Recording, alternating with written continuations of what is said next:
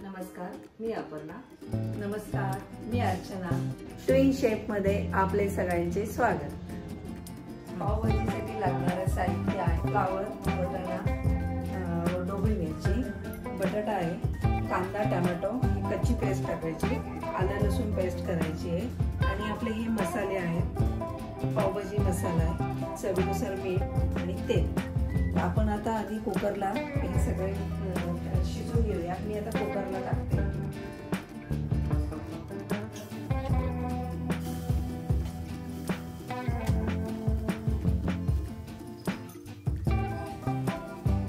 थोडं अर्धा ग्लास पाणी टाकायचं आहे आणि चवीनुसार थोडंसं शिजल्यानंतर मीठ टाकणार आहे. नंतर आपण पावभाजी टाकणार आहोत.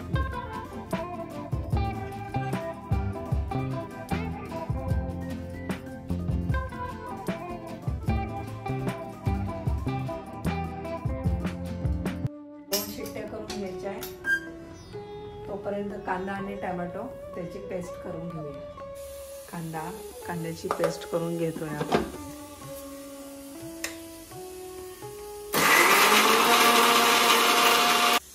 टोमॅटो पेस्ट करतोय.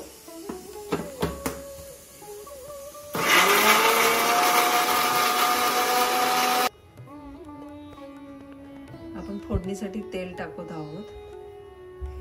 तेल छान तापलंय. मोहरी,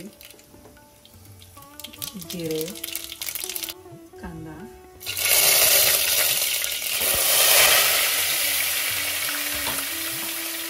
छान परतून घ्यायचा.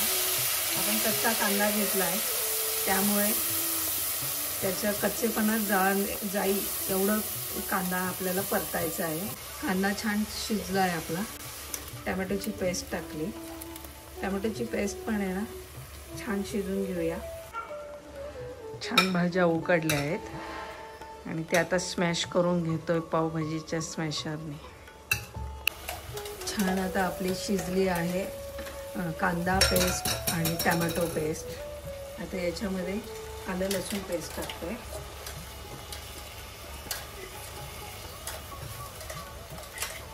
आलं लसूण पेस्ट पण छान झाली आहे. आता याच्यामध्ये आपण मसाले टाकणार आहोत. हळद, लाल तिखट, थोडी धना पावडर आणि हा पावभाजी मसाला आहे तो पावभाजी मसाला टाकते.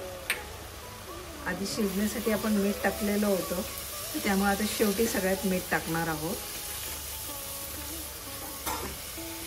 आणि हे छान असं स्मॅश केलेलं याच्यामध्ये एकत्र करते. छान मस्त मिक्स केलं आहे आणि थोडं आता याच्यामध्ये पाणी टाकते. बटाटा असल्यामुळे थोडी घट्ट होती भाजी.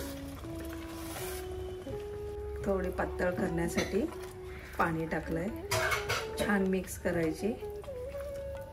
त्याच्यावर आता मी मीठ टाकते.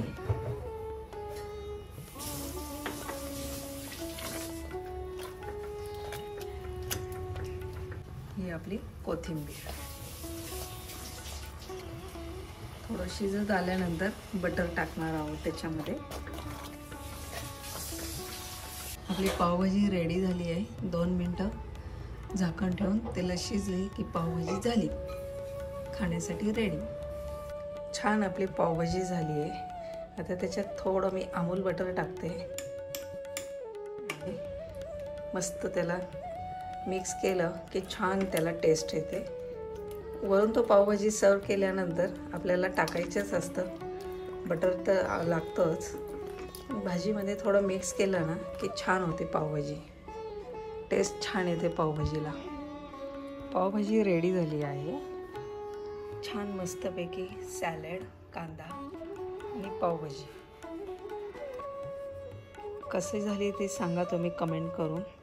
आणि तुम्हाला रेसिपी आवडली असेल तर नक्की ट्राय करा.